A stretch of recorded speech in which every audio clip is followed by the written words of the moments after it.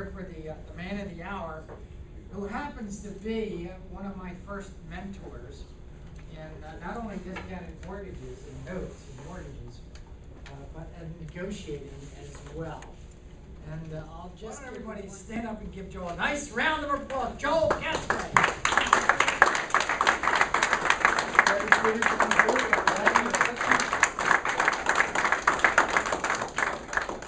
Bill gave you an introduction, and let me give you just real quick a little bit about me. I am by trade a real estate broker and certified financial planner, and I also was on the staff for Temple University. Now you'll notice all these are, what I am now is, I am full-time in the cash flow industry. I buy, sell, I broker discounted cash flows. Now what I want to share with you is I've had the great privilege of working with a lot of very wealthy, successful people. And when I was working as a financial consultant, sometime I had the pleasure of working with them and actually getting paid for it. And what I found out that there was commonalities. There's commonalities when everybody who's financially successful. Everybody that I ever met who had great financial success had certain commonalities. Would it help anybody in this room to know what they are? Yes. And 40% don't give a damn. Okay. Well, first let me tell you what they're not. They're not race, they're not age, they're not gender, they're not education, and they're not experience. I don't care what race you are, how old or young you are, male or female, what your educational background is, your experience is irrelevant for you becoming financially successful. Now, I'll give you that if you could write your own ticket, you would say, well, I think I want to be here as a 30 to 35-year-old white male with a Harvard education. Anybody have a problem with that? I mean, if you wanted to write your own ticket. But as far as financial freedom goes, you don't have to be any of those things. Now, here's what I found out.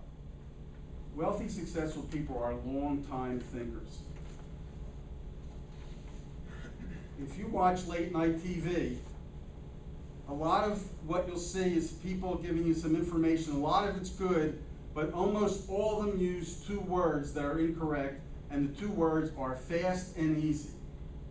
I've been at this for a long time, and what I haven't found out was a way to do it fast and easy. Successful people think in long periods of time.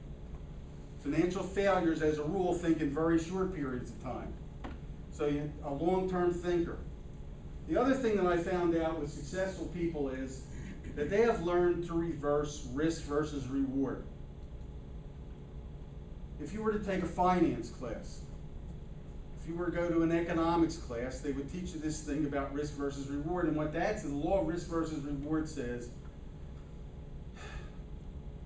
if you want to take a big risk, you might end up with a big reward, but you might end up with zero. On the other hand, if you don't want to take a risk, then you can put your money in the bank, bury it in the ground, put it in a mattress. Well, what I found is that successful people found out was there is a way that as the reward goes up, the risk goes down. Would anybody like to know about that? Yes. Because I'm going to talk about that. That is in fact what the cash flow business, in my experience, is all about. So we're going to talk about reversing risk versus reward. 3, successful people find themselves mentors. I had a mentor, then I mentored Bill Becker, who has gone on to mentor other people. They have mentors, and actually this 4 should really be 3A. They learn to follow their mentor's instructions. One of the things that I knew about Bill Becker right from the get-go was if I told him to do something, he would do it and come back and said, all right, I've done that, what do I do next? A lot of other people say, well, all right, well, he knows what he's doing, but I'm going to do it my way. Well, you have to ask yourself, what has my way done for me so far? How's that worked out? And the other thing, and this is really important, so when you write it down, as you should be taking notes on all this, when you write it down, successful people learn how to control financial assets. Write that down, underline it, put stars around it, circle it. Financially successful people learn how to control assets. The more things in your life that you can control, the faster your success will come. That's a given. So they are basically the 5 commonalities of successful people that I have seen in my working lifetime, and that's been a while now. What I want to share, a strategy that was taught to me by really my very first financial mentor. I've had many mentors in my life. My mother and my father, fortunately, both mentors. Some people have coaches who are mentors. But my first real financial mentor taught me what I'm going to share with you, and this is absolutely the most powerful financial formula that I have ever learned. I start every seminar that I ever do, and I share this with the folks in the audience. So let's take this example. If you were going to invest $1,000 a year, if you were going to invest that money at 12%, and if you were to do that for 25 years, what would you end up with at the end of 25 years? You would end up at the end of 25 years with $133,000. Write that in that box. $133,000. Does that number surprise anybody in this room? Is there a wow there? Wow. A little bit of a wow? Yes. Small wow? All right. Now, what that is a $25,000 investment, $1,000 at a time over a 25-year period.